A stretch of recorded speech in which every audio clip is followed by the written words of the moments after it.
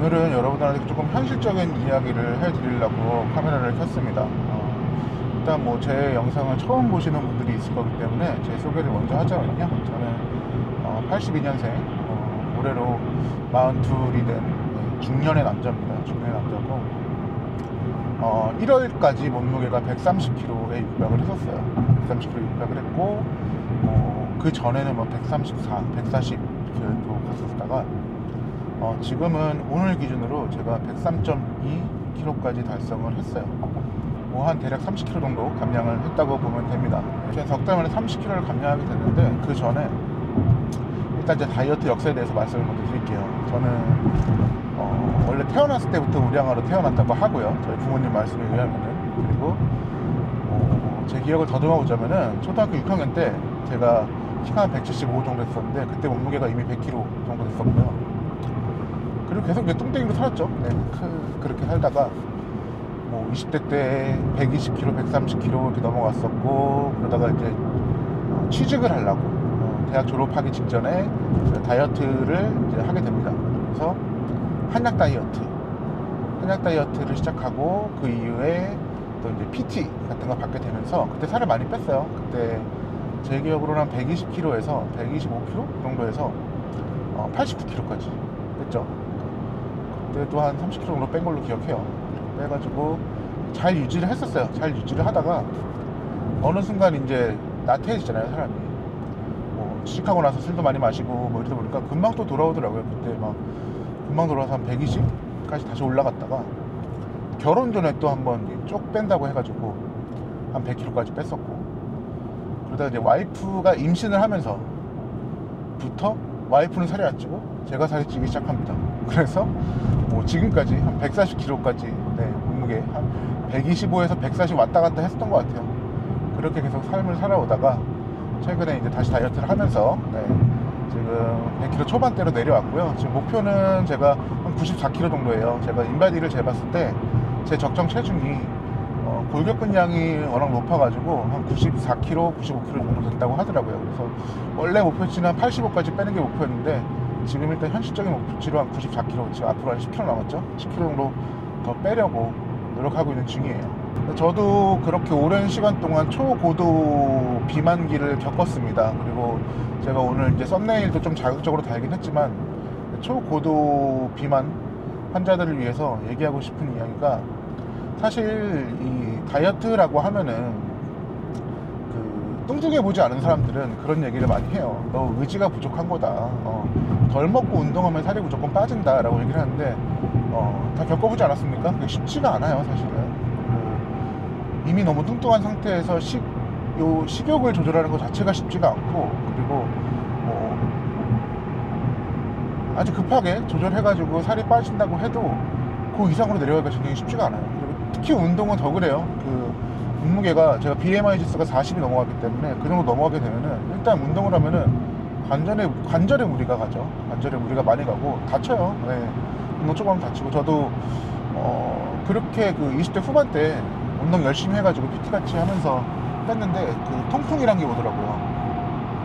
통풍성 관절염이 와가지고 그 이후부터는 조금만 무리해도, 운동도 아니에요, 그냥 조금만 많이 걸어도 발목이 아프고 무릎이 아프고 막 그런 상황이 계속돼가지고, 사실 운동을 지속하기가 굉장히 힘들었어요. 그리고 뭐 물론 그리고 다시 쪄가지고 130kg, 140kg 이렇게 넘어가면은 운동하기가 쉽지가 않죠. 그렇기 때문에 남들이 이야기하는 덜 먹고 운동해라 라는 거는 굉장히 어려운 거. 물론 그게 가장 좋다고 생각을 해요. 저도 지금도 덜 먹고 운동하는 게 가장 좋은 다이어트다라고 생각을 하고, 그렇게 하신 분들도 계시죠. 유튜브 보고 뭐 TV 보면은 정말 독하게 마음 먹으셔가지고 성공하신 분들 많은 걸로 알고 있습니다. 근데 이게 그렇게 마음 먹는다고 전부 다 이렇게 될 수 있는 거 아니다라는 거에 저는 공감을 하고요. 그래서 저는 사실 제 영상을 꾸준히 보신 분들은 아시겠지만, 저는 위소매 절제술 이런 걸 하게 됐어요.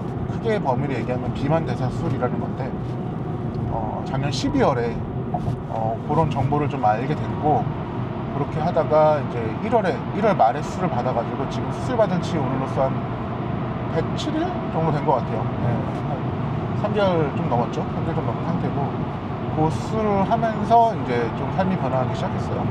아마 수술에 대해서 궁금하신 분이 굉장히 많으실 것 같은데, 정식 명칭은 비만 대사 수술이라고 하고요. 그 중에서도 이제 미소매 절제술과 루아이 우회술로 나눠지는 걸로 알고 있습니다. 저는 미소매 절제술을 했고요. 그거는 뭐 제가 선택한 건 아니고 담당 의사 선생님이 이 방법으로 하자라고 하셔서 결정하게 된 거고, 사실 두려움이 많죠. 그 수술이란 것 자체가 무서움이 있고, 또 과거에 그 가수 신해철 님, 저도 굉장히 좋아했던 뮤지션인데 그분의 안타까운 사고도 있고 해가지고 이 수술에 대한 거부감이 좀 있는 걸로 알고 있습니다. 근데 엄밀히 말하자면 그 수술은 위밴드 절제술이고, 아마 그 이후로 위밴드 절제술은 거의 안 하는 걸로 알고 있어요. 안 하고 있고, 훨씬 더 안전한 미소매 절제술 이런 걸 하는 걸로 알고 있습니다. 그리고 해외에서는 이미 흔한 수술이라고 하고요. 아마 그 서양권에서는 저희보다 더 고도 비만 환자들이 많잖아요. 근데 그런 분들을 위해서 아주 편하게 할 수 있는 수술로 알려져 있습니다.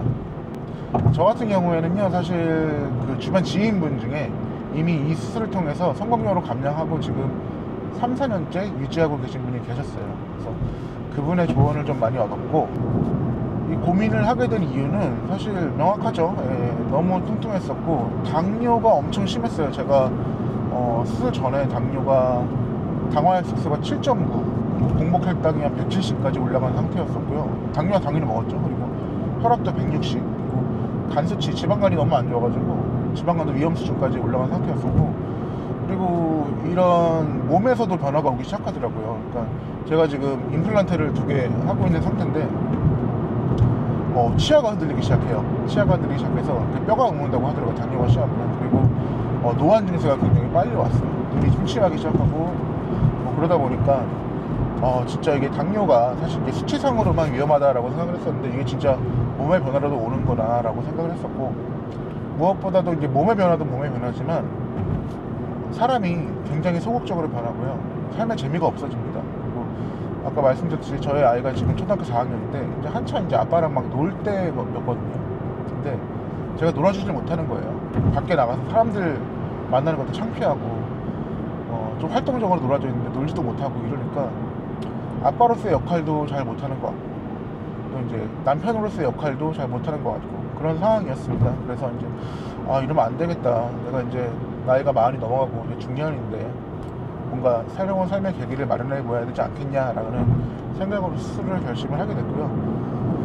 수술은 일선천리로 진행이 됐습니다. 제가 12월 한 중순부터 이 수술에 대해서 알아보기 시작해서 여러 군데 정보도 많이 얻으러 다니고, 그리고 이제 요새는 뭐 웹에서 잘 돼 있으니까 인터넷 통해서 네이버 카페도 몇 군데 가입해가지고 수술에 대한 정보도 얻고, 뭐 후기도 읽어보고 이런 식으로 정보를 많이 얻었고, 저는 일단 수술 병원을 정하는 데 있어서 제일 첫 번째는 수술 경험이 많은 병원을 선택을 하게 됐고요. 그리고 두 번째는 다행히 그 병원이 제 집이랑 그렇게 멀지 않아요. 제 집과 뭐 가까이 있어가지고 이제 수술을 하고 나서도 그 외래 진료를 계속 가야 되기 때문에 그냥 간편하게 갔다 올 수 있는 곳으로 집에서 10분, 차 타고 10분 거리 정도의 그 인천 세종병원이라는 곳에서 수술을 하게 됐어요.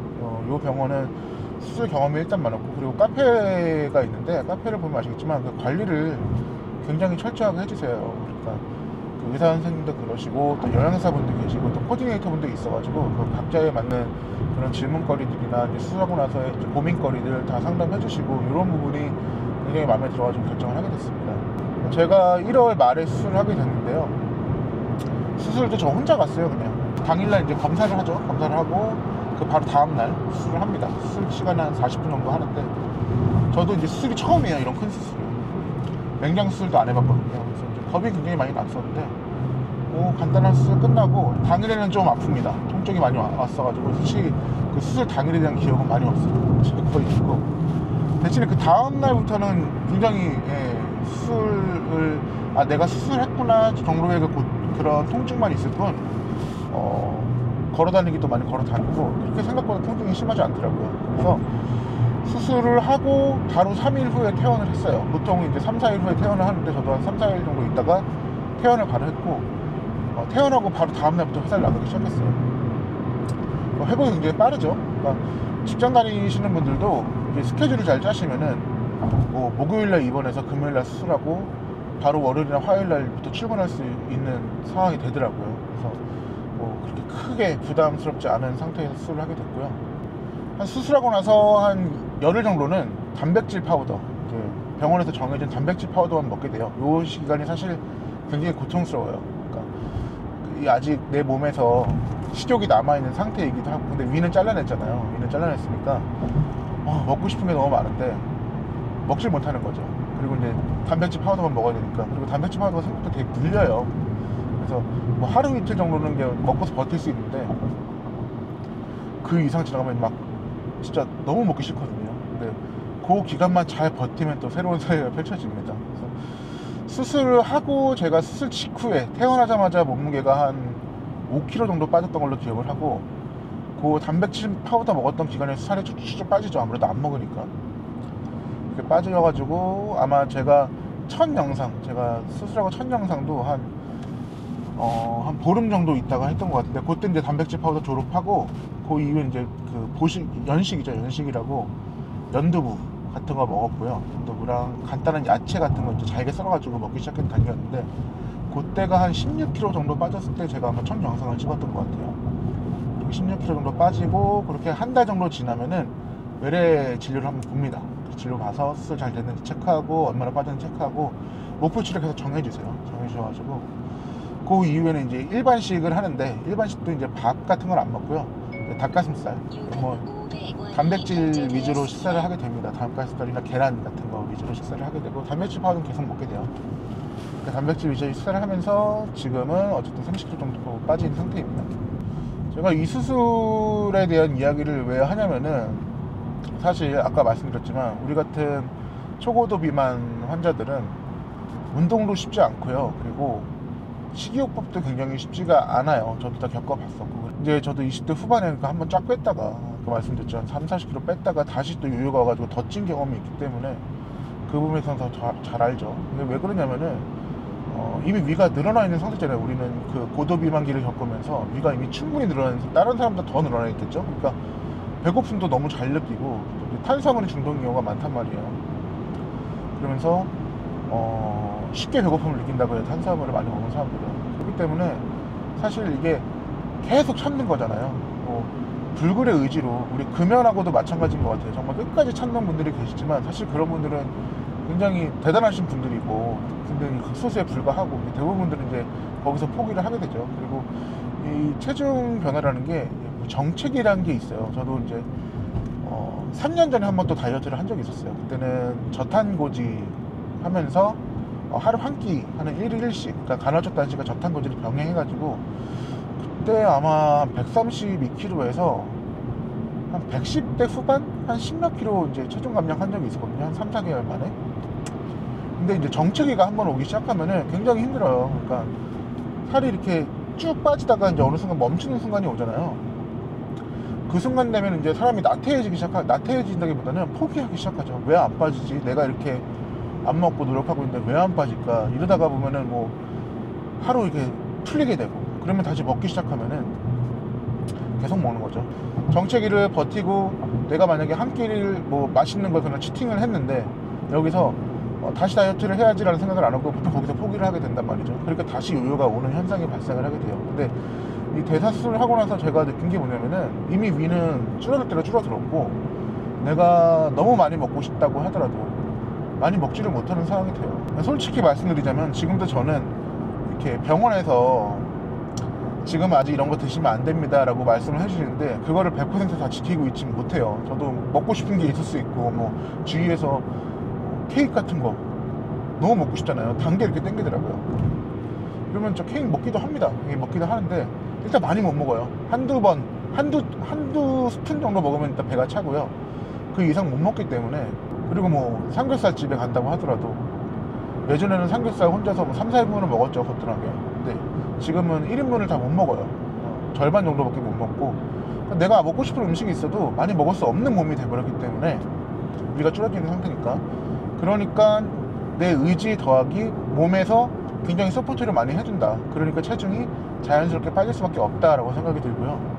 이제 그러다 보니까 자신감이 생기는 거죠. 그러니까 내가 먹고 싶은 거를 오늘 맛만 봤다 하더라도 난 다시 뺄 수 있어. 지금 뭐 물론 정체기가 있습니다. 저도 같은 경우도 말씀을 드리자면 130km에서 한 115까지는 급하게 내려왔던 걸로 기억하고 115 단계에서 한 2주 정도 정체기가 있었어요.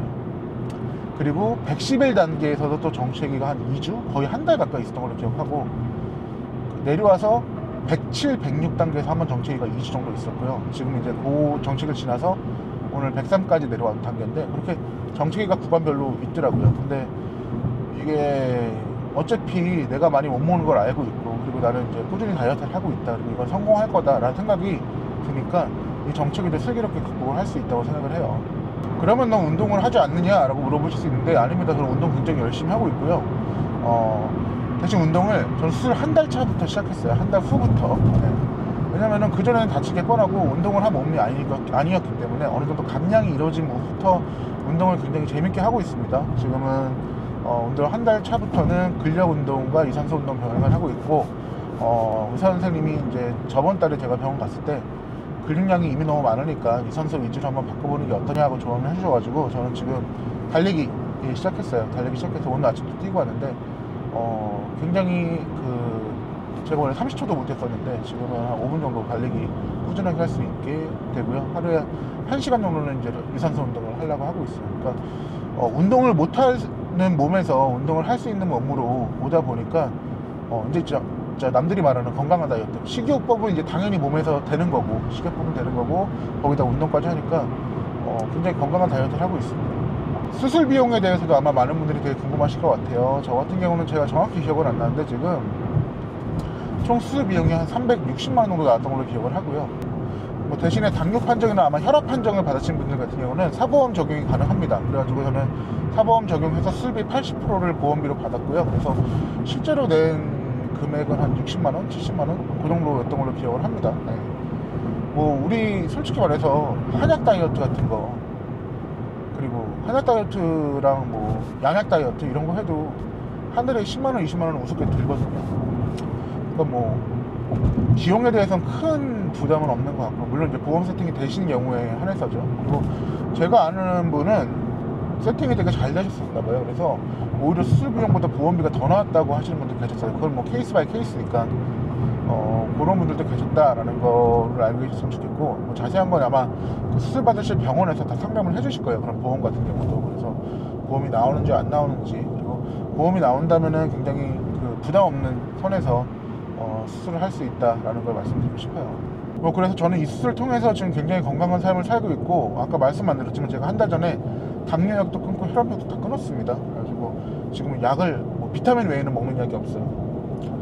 너무 건강한 삶을 살고 있고, 아까 이제 제가 노안도 왔었다고 했잖아요. 노안도 없었어요. 눈이 이제 잘 보이기 시작했어요. 그 진짜 당뇨 때문에 눈이 침침했던 건데 눈도 잘 보이기 시작했고, 그리고 운동도 꾸준히 하고 있고, 무엇보다 굉장히 사는 게 즐거워졌습니다. 그래서 외출도 자주 하게 되고, 또 이제 아이랑 잘 놀아주게 되고, 이렇게 긍정적인 삶의 방식으로 바뀌어서, 아까도 말씀드렸지만 물론 가장 좋은 거는 내가 식이요법을 하고 운동을 열심히 하고, 물론 다치지 않는 선에서 그게 가장 좋은 다이어트 방법이다. 그거는 누구도 부정할 수 없는 거지만, 사실 그게 쉽지 않은 분들, 뭐 남들이 얘기하는 의지박약, 사실 근데 의지박약은 아니라고 봐요. 저는 그게 의지로만으로는 해결되지 않는 문제라고 보고, 그렇게 이제 어려움을 겪고 있는 고도비만, 초고도비만 분들께는 이런 방법도 있다. 그리고 생각보다 위험하지 않은 수술이다라는 걸 꼭 알려드리고 싶고요. 그래서 저처럼 진짜 거의 삶에 있어서 재미가 없었고 거의 포기 단계에 있었던 분들 같은 경우는 한번 진지하게 고민해 볼 수 있지 않을까라는 생각에 이 영상을 찍게 됐습니다. 앞으로 저는 뭐 다양한 다이어트 일기 계속해가지고 여러분한테 올려드릴 예정이고요.